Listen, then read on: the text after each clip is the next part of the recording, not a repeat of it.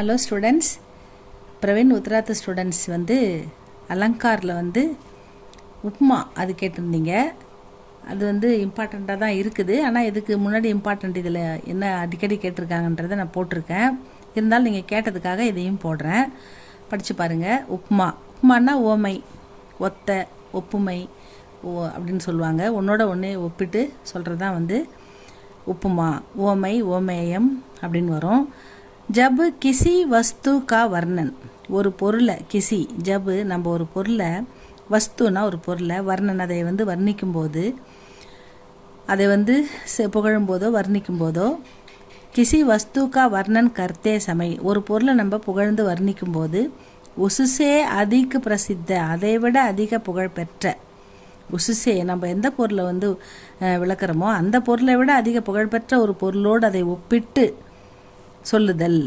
உசுசே அதிக பிரசித்த கிசி வஸ்துசே உஸ்கி சமன்தா யா துல்னா, அதோடைய சமமாக இருத்தல் அல்லது அதை விட அதை கம்பேர், துல்னான்னா கம்பேர் பண்ணி, ஒப்புமை ரெண்டுத்தையும் ஒப்புமையிட்டு சொல்லுதல். ஜபு வகா உப்மா அலங்கார் மானா ஜாத்தா, அதுதான் ஓமை என்று சொல்லப்படுகிறது. ஒரு பொருளை ஒரு பொருளோடு ஒப்பிட்டு சொல்லுதல் ஓமை அணி எனப்படும் அப்படின்னு படிச்சுக்கோங்க தமிழில். அதுதான் இது. துல்னான்னா கம்பேர், இந்த இடத்துல சமன்தான்னா ரெண்டுக்கும் உள்ள ஒற்றுமை அப்படின்னு சொல்கிறாங்க. தபுவகா உப்மா அலங்கார் மானா ஜாத்தாக. ஜெய்சே தமயந்தி ரதி கே சமான் சுந்தரி ஹ. இங்கே பாருங்கள், தமயந்தியை ரதியோட ஒப்பிட்டு, தமயந்தி ரதிக்கு சமமான அழகை உடையவள், சுந்தரி அழகுள்ளவள் அப்படின்னு சொல்கிறாங்க.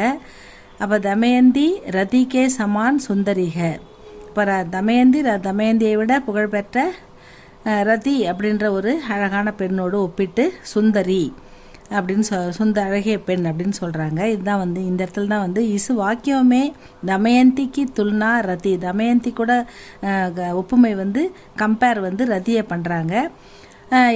இதுசே ரதிசே கி கைக, அதனால் ரதியோடு ஒப்பிட்டப்பட்டிருக்காங்க. உப்மாக்கே 4 அங்கு ஒத்திகை, இந்த உப்மாவில் 4 பகுதி இருக்குது அப்படின்னு சொல்லிட்டாங்க. தமயந்தி, எந்த பொருளை நம்ம கருப்பொருளாக எடுத்துக்கொள்கிறோமோ, எதையை நம்ம உருவகப்படுத்த விரும்புகிறோமோ அந்த பொருள் தான் உபமேயம் அப்படின்னு சொல்கிறாங்க.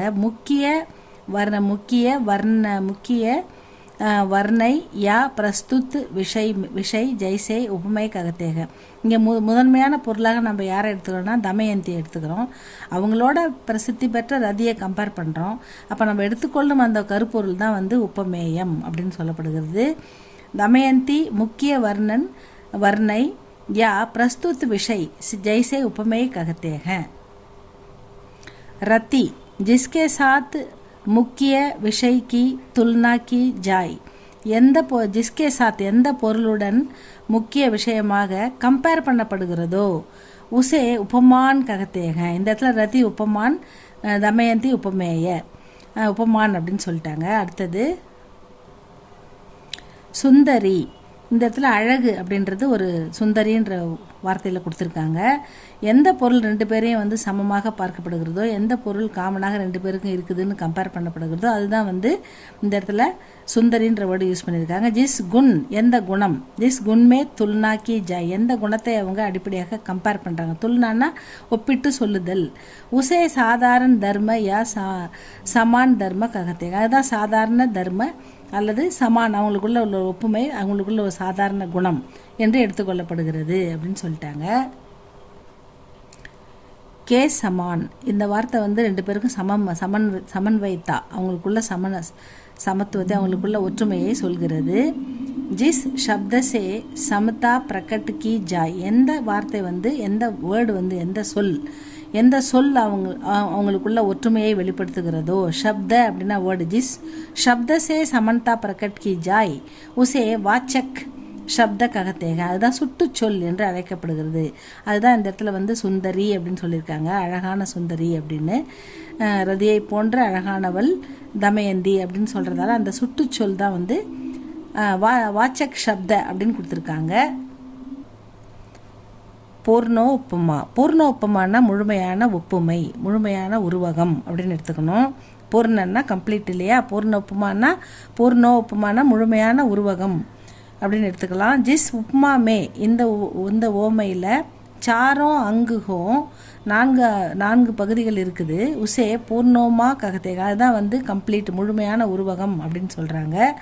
ஜெய்சே ஒரு எக்ஸாம்பிளுக்கு காந்திஜி ராஜா ஹரிச்சந்திர கே சமான் சத்தியப்பிரியத்தே, காந்திஜி ராஜா ஹரிச்சந்திர மகாராஜாவை போலவே உண்மையை விரும்பியவர் அப்படின்னு சொல்லிட்டாங்க. இதில் வந்து காந்திஜி வந்து உப்பமை, ராஜா ஹரிச்சந்திர வந்து உப்பமான், கே சமான் அப்படின்றது சுட்டுச்சொல், அவங்கள கம்பேர் பண்ணி சொல்கிறது வாச்சக் ஷப்த. அடுத்தது சத்தியப்பிரியன்றது சமான் தர்ம, அவங்களுக்குள்ள உள்ள ஒற்றுமையான குணம் அப்படின்னு சொல்லிட்டாங்க. அடுத்தது ரெண்டாவது வந்து லுப்தோப்மான்னா ஏதாவது ஒரு குணம் அவங்ககிட்ட மறைந்திருத்தல் அல்லது சமமாக இல்லாமல் இருத்தல், அதான் லுப்தோப்மா அப்படின்னு சொல்கிறாங்க. ஜபு உப்புமா கே சார் அங்கோமே, இப்போ உப்புமாவில் வர 4 அங்கத்தில் 4 பகுதியில் கிசி ஏக் அங்குக்கா லோப்பு ஹோ ஜுத்தோ, ஏதாவது ஒரு விஷயம் வந்து மறைந்திருக்கும் அல்லது இல்லாமல் இருக்கும். உசே லுப்தோப்மா ககத்தேக, அதை தான் வந்து லுப்தோப்மா அப்படி என்று அழைக்கிறார்கள் அப்படின்னு சொல்லிட்டாங்க. ஜெய்சே இதுக்கு எக்ஸாம்பிள் வந்து தமயந்தி ரத்திகே சமான்க, இங்கே தமயந்தி ரத்திகே சமான்னு கொடுத்துட்டாங்க. இஸ்மே சமான் தர்ம நகிகை, இதில் வந்து அவங்களுக்குள்ள குணம் மறைந்திருக்கிறது, குணம் விவரிக்கப்படவில்லை, அதனால் வந்து இது லுப்தோப்மா அப்படின்னு சொல்லிட்டாங்க. அடுத்தது மூணாவது மாலோப்மா அப்படின்னா ஒரு உபமேயத்துக்கு பல உபமான் கொடுக்கப்பட்டால் அது மாலோப்மா என்று அழைக்கப்படுகிறதுன்னு சொல்கிறாங்க. ஜப் ஏக உபமேய கேலியே, ஒரு உபமேயத்துக்காக அநேக உபமான் தியே ஜாத்தேங்க, நிறைய உபமான்கள் உதாரணமாக கொடுக்கப்பட்டிருந்தால் உசே மாலோப்மா ககத்தேங்க, அதே மாலோப்மா என்று அழைக்கிறோம் அப்படின்னு சொல்லிட்டாங்க. ஜெய்சே லோச்சன் உஸ்கே மீன் சே, அவள் லோச்சன் உஸ்கே மீன் சேனா அவளுடைய கண்கள் மீனை போன்றவை, மீன் அப்படின்னே கொடுத்துருக்காங்க, மச்சிலின்னு கொடுக்காம. லோச்சன்னா இந்த இடத்துல கண்கள், உஸ்கே அவளுடைய கண்கள் மீனை போல அப்படின்னு கொடுத்துருக்காங்க. மீனை விட மீன் சே அப்படின்னு கொடுத்துருக்காங்க.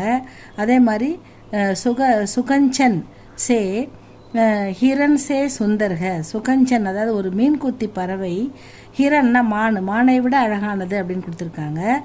ஆங்குக்கு துல்னா மச்சிலி, அதாவது கண்கள் வந்து மீனுக்கு ஒப்பாக கொடுத்துருக்காங்க. கஞ்சன் பக்ஷி அப்படின்னா மீன்கொத்தி பறவைக்கு, ஹிரன் சேக்கி கைக, இங்கே ஹிரன் மானை விட அதிக அழகானதுன்னு கொடுத்துருக்காங்க. இதுக்கு ஒன்றுக்கு பல உபமான் வந்திருந்தால், ஒரு உபமேய்க்கு அநேக உபமான் கொடுக்கப்பட்டிருந்தால் அதுதான் வந்து மாலோப்மா அப்படின்னு சொல்லிட்டாங்க. இவ்வளோ தான் ஸ்டூடெண்ட்ஸ் நீங்கள் கேட்ட அந்த உப்புமா, இதை நல்லா படிச்சுக்கோங்க. ஓமேயம் அப்படின்னு படிச்சுக்கோங்க. இது வந்து உங்களுக்கு இந்த வரத்துக்கு வாய்ப்பு இருக்குது. ஆனால் ஒரு சில கொஸ்டின் பேப்பரில் இந்த கொஸ்டின் கேட்டிருக்காங்க. அடுத்தது நீங்கள் கேட்ட உத்பிரேக்ஷா, அதுவும் நான் போட்டு விட்றேன், படிச்சுக்கோங்க ஸ்டூடெண்ட்ஸ். ஆல் தி பெஸ்ட், நல்லா எழுதுங்க, நல்லா படிங்க. வேறு ஏதாவது வேணும்னா உங்களுக்கு கமெண்ட்டில் சொல்லுங்கள் ஸ்டூடெண்ட்ஸ். தேங்க்யூ ஃபார் வாட்சிங்.